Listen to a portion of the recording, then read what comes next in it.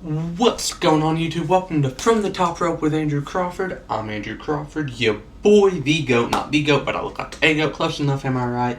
I think I'm right. And tonight on the channel, and I say tonight because I'm recording this at 11:35 p.m., which is honestly a lot more tame considering what times I usually record my videos. This time around, I will be doing a top 10 best surprise entrants in the Royal Rumble. There's plenty of surprises every year. You know, '09 we get Goldust. Um, there were some good surprises in '09. We got Hacksaw Jim Duggan, one that I'll talk about a little later in the video. Um, Brock's in 2022, it was kind of a hooray, and then it was a oh no, he's gonna win, isn't he? Surprises are always fun. It's one of the best things about the Rumble. The Rumble's such a great pay-per-view because the road to WrestleMania is a little more clear and it's fun. You get to see some of your favorites, even if it's just for a split second and they get eliminated. I love the Rumble. One of the best things about it are the surprises, because who don't love a good surprise? I mean, people who scare easy and might have a heart attack, but that's aside from the point. So yeah, let's get right into it. Number 10, Booker T in 2011. Now, a lot of these are going to be more modern, closer to modern. Like, I think the earliest one I have is '08. But we'll get to that. Actually, I have 3 from '08. But this return was awesome just because of the "I'm marking out, bro." Like Matt Striker literally said on national television, on pay-per-view, "I'm marking out, bro." And then Booker T got to do literally all his offense on the Nexus. He got to hit a spinneroonie. He did get eliminated, but I think Booker got an elimination on the way out. What wasn't to really love about this surprise? This is what a surprise in the Rumble, if they're not going to be in a major storyline after they return, should be. Booker showed up. It was a blast. It's always fun to hear that. Can you dig it? Love Booker T. This was such a great moment. Shout out Booker, I'm about to watch this match with Zilla too after I get done recording this. See if Booker still got it. Who knows? Maybe he shows up in Indianapolis a week from Saturday.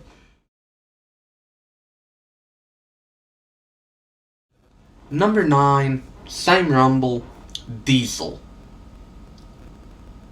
Now, there was a point after Diesel, he just came back as Kevin Nash. So hearing that semi-truck horn, and then watching him put the glove on his way down to the ring and just wrecking shop, it was a moment of, we knew he wasn't going to win, but again, it was very enjoyable. Kevin Nash is one of the more underrated big men. He doesn't take the best bumps per se, but he puts on good matches. And at the end of the day, if you're a professional wrestler, you get paid to entertain the fans and put on good matches. Kevin Nash does that just about as good as any big man not named The Undertaker, because Undertaker does it better than any of them as far as the big men go. But Diesel's appearance in 2011 was super fun. You gotta love Kevin Nash. Even if you don't claim to be a fan, he does mean so much to pro wrestling.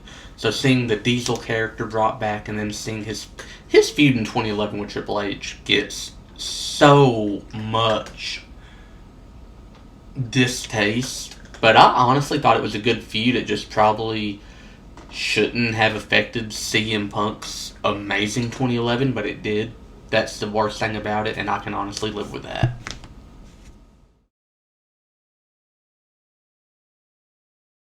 Number 8, Michelle McCool in the 2023 Women's Rumble. This girl, The Undertaker's wife, mind you, sitting at ringside as a fan with her little daughter. Wearing her Uggs, her music hits, she's as surprised as anyone. She jumps the barricade in her Uggs, mind you, cooks a little bit, and then is eliminated. The Women's Rumble is much more known for having the surprise entrance, so I only picked one, and Michelle McCool is the definition of a female wrestler in the wrong era, because Michelle McCool can go with the best of them, and I genuinely think if you put her in the main roster today, take her out of '08, put her here, she's as big a star as Charlotte Flair. So seeing Michelle McCool get to mix it up with some of those girls is awesome to me. I'm hoping that I kind of wish she'd come out of retirement just for like a short run. She don't have to, but I would love to see it. Yeah, who don't love Michelle McCool showing up? I do.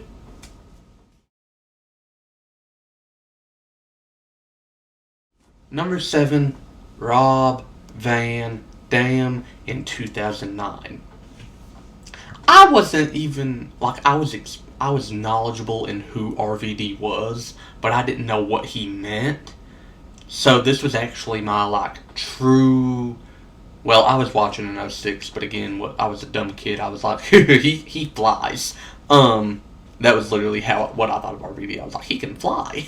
Um, but 2009, he shows up, and I wasn't good with theme songs, but I did recognize the like little tune up for the beat drop and then the one of a kind, and just hearing that, seeing him come out, and seeing him actually have like a phenomenal showing, one of the best showings of a surprise entrant in a Rumble, that didn't win, was awesome. I love RVD.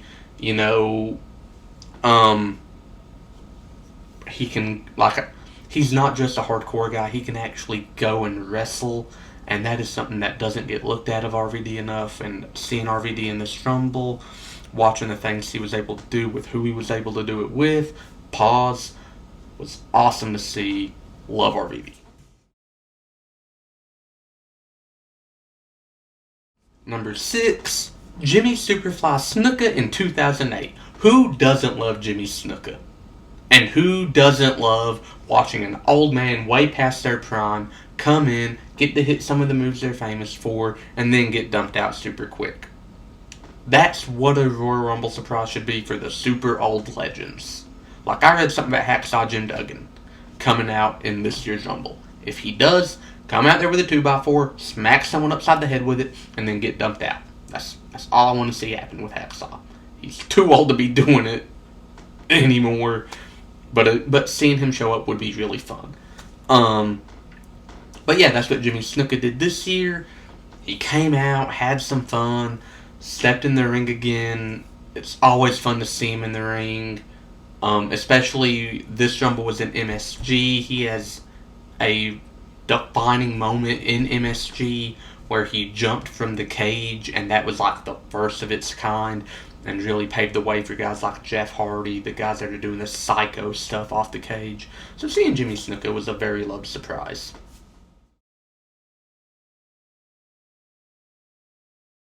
Number 5, Roddy Piper in 2008. Jimmy Snuka was cooking. I think he even got a few good shots in on The Undertaker. And then we hear bagpipes. And everyone's just like, I'm sorry, what? And I don't remember who said it, but they said something like, it's 1980 something again. Because it was Roddy Piper and Jimmy Snuka, and they had that infamous Piper's Pit moment where Roddy Piper smashed the coconut over Snuka's head. So weird. But Roddy Piper and Jimmy Snuka started mixing it up. And it was super fun because Roddy Piper came out there, and I promise you, even watching it on the TV to this day, I think the roof is going to blow off Madison Square Garden every time his music hits. And if it didn't here, it will on another entry in this list. I promise. But no, Jimmy Snuka came out, but Roddy Piper came out, him and Snuka mixed it up. Kane dumped them both over the top rope and eliminated them.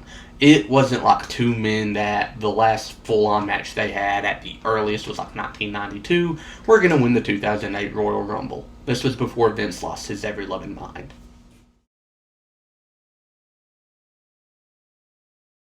Number 4, Edge, 2010. Edge suffered an injury that was supposed to keep him out of action for like 18 months. Like a genuine, like he tore his Achilles. Like that is a 1.5 year injury.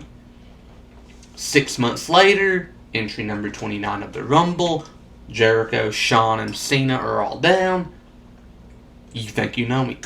Edge comes out, and little did we know that one of the greatest heels in professional wrestling history was about to take us on one of the best babyface runs ever. Not ever, because, like, obviously, but, like, still a pretty great babyface run. And then Edge mixed it up with Jericho, eliminated him, got some payback. He eliminated Batista and Cena on his way to winning the 2010 Royal Rumble, his first of two, and his first of two surprise entries into the Rumble match itself.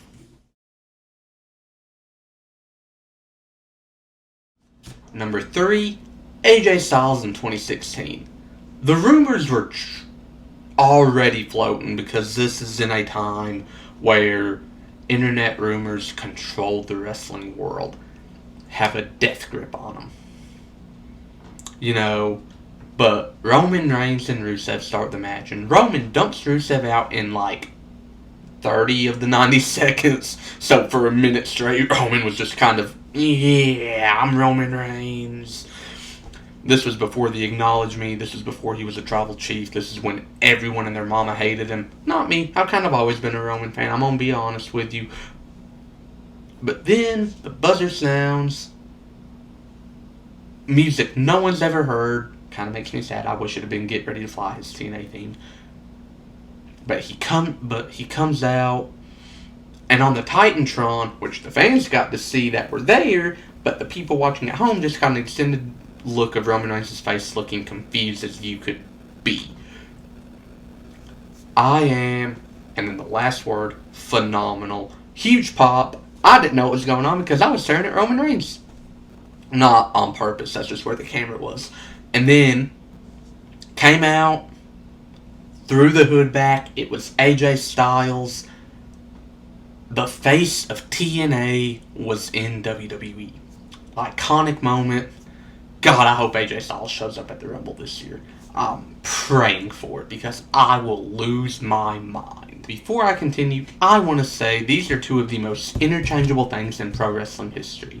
One could be number 1 and one could be number 2 if you could flip-flop them any way you slice it.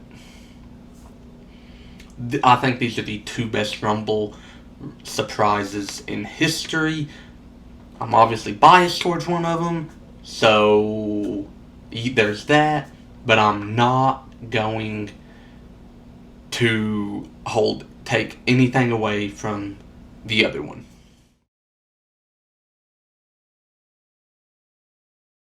Number 2, Edge 2020. A, Edge is my favorite wrestler of all time. B, 9 years since his retirement. C, Kobe Bryant died that day. I needed something good to happen.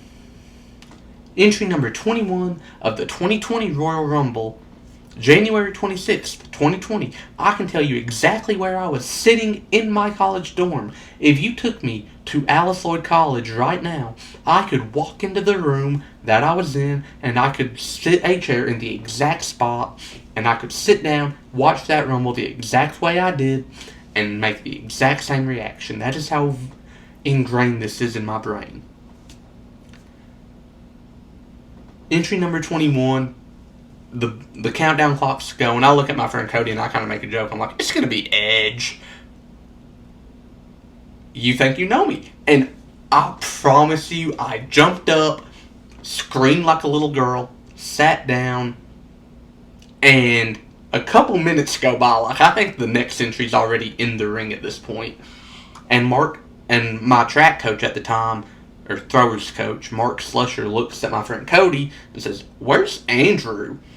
Everyone looks over. Everyone in that room, I don't remember how many, but everyone in the room I know looks over to me with big, fat, wet, sobbing tears like I had just witnessed the greatest thing ever happen in my life.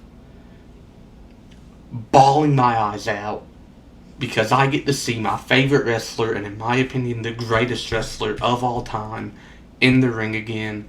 That moment means so much to me, but it cannot be overstated that there is a clear-cut number one unless you are a diehard Edge fan like me.